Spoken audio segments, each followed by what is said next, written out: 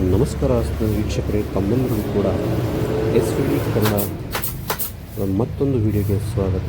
ಸ್ನೇಹಿತರೆ, ನಾನು ನಿಮಗೆ ಕಳೆದ ಬಾರಿ ಒಂದು ವಿಡಿಯೋದಲ್ಲಿ ಈ ಒಂದು ಸೀಟ್ ಕವರ್ ಮತ್ತು ತದನಂತರ ಒಂದು ಸ್ಟೇರಿಂಗ್ ಗ್ರಿಪ್ಗಳನ್ನ ಉತ್ತಮವಾದ ಕ್ವಾಲಿಟಿ ಇರ್ತಕ್ಕಂಥದ್ದನ್ನ ನಾವೆಲ್ಲಿ ತೊಗೊಬೋದು ಅನ್ನೋದು ಕೂಡ ನಾನು ನಿಮಗೆ ಹೇಳಿದೆ. ಆದರೆ ಇದನ್ನು ಹೇಗೆ ಅದನ್ನು ಮ್ಯಾನುಫ್ಯಾಕ್ಚರ್ ಮಾಡ್ತಾರೆ, ಹೇಗೆ ಅದನ್ನು ಪ್ರಿಪೇರ್ ಮಾಡ್ತಾರೆ, ಸೊ ನೀವು ನೋಡ್ತಾ ಇರ್ಬೋದು. ಇದು ಆಲ್ರೆಡಿ ರೆಡಿ ಮಾಡಿರ್ತಕ್ಕಂಥದ್ದು. ಇದನ್ನ ಹಂತ ಹಂತವಾಗಿ ಹೇಗೆ ರೆಡಿ ಮಾಡ್ತಾ ಇರ್ತಕ್ಕಂಥದ್ದು ನಾವು ಇವಾಗ ನೋಡ್ಬೋದು.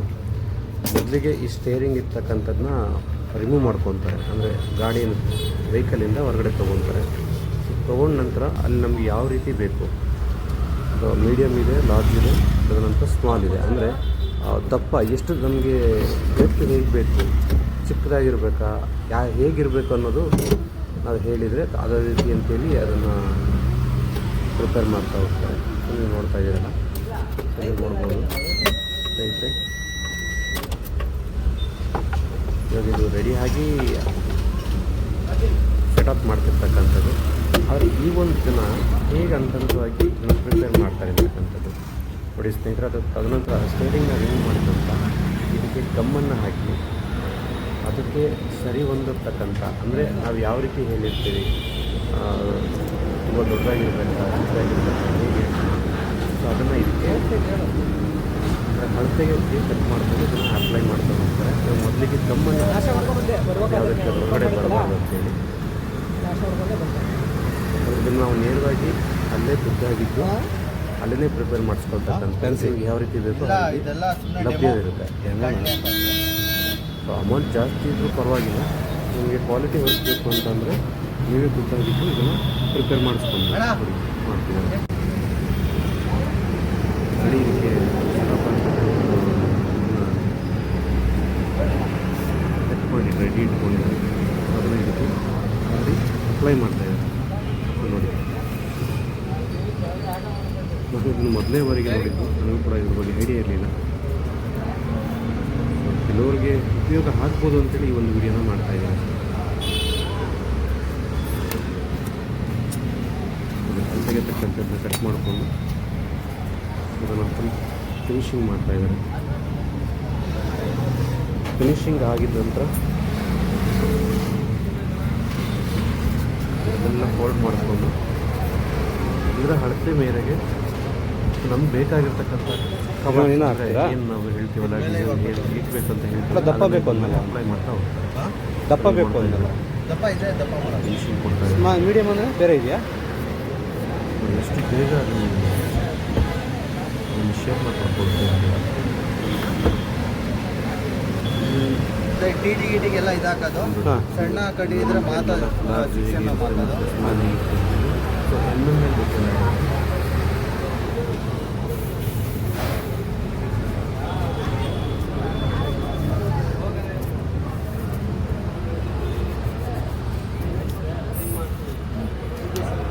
ಈ ಸ್ಟೇರಿಂಗ್ ಕವರ್ಗಳಲ್ಲಿ, ಸ್ಟೇರಿಂಗ್ ಗ್ರಿಪ್ಪರ್ಗಳಲ್ಲಿ ಬಂದು ಆಲ್ಮೋಸ್ಟ್ ಕಾರು, ಅದರಂತರ ಈ ಟಾಟಾ ಏಸು, ಲಾರಿ, ಈ ಥರದ್ದೆಲ್ಲ ಮೀಡಿಯಮ್ ಬಳಸ್ತಾರೆ.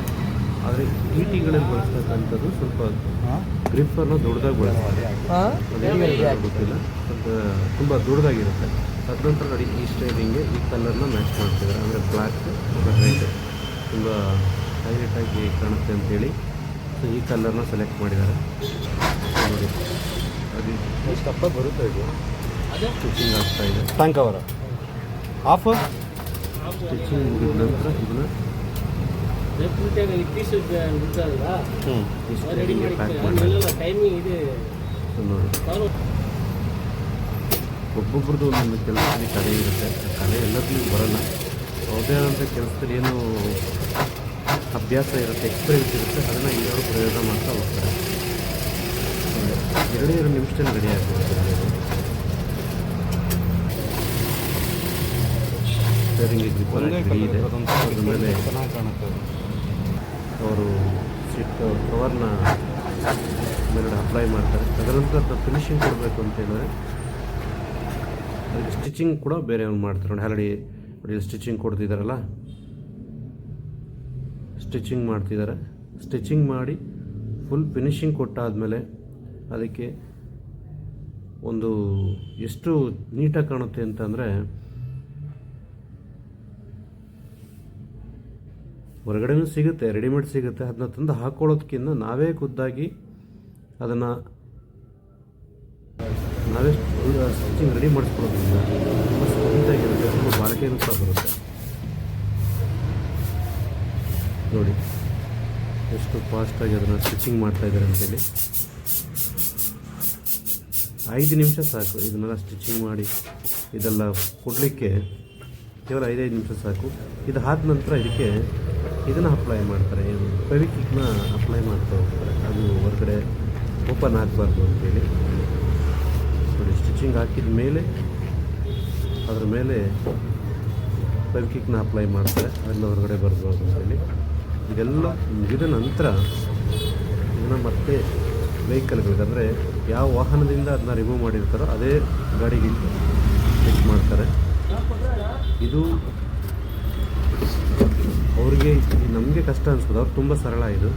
ನೋಡಿ, ಅದನ್ನು ಹಾಕಿ ಟೈಟ್ ಮಾಡಿದ ಮೇಲೆ ಕ್ಯಾಪ್ ಹಾಕಿದರೆ ಮುಗಿದು ನನಗೆ ಕೆಲಸ. ಅವರು ನಿಮ್ಗೆ ಯಾವ ಡಿಸೈನ್ ಬೇಕೋ ಆ ಡಿಸೈನ್ ಸಿಗುತ್ತೆ. ಅದಕ್ಕೆ ನಿಮಗೆ ಬೇಕು ಅಂತಂದರೆ ಈ ಒಂದು ಶಾಪ್ಗೆ ಭೇಟಿ ಕೊಟ್ಟು ನಿಮ್ಗೆ ಯಾವ ರೀತಿ ಡಿಸೈನ್ ಬೇಕೋ ಆ ಡಿಸೈನ್ನ ನೀವು ಸ್ಟಿಚಿಂಗ್ ಮಾಡಿಸ್ಕೊಬೋದು. ಆಲ್ರೆಡಿ ನಿಮಗೆ ಕಳೆದ ಬಾರಿ ಇದರಲ್ಲಿ ಅಡ್ರೆಸ್ನ ಕೊಟ್ಟಿದ್ದೀನಿ, ಮತ್ತೊಮ್ಮೆ ಹೇಳ್ತೀನಿ. ಇದು ಬಂದು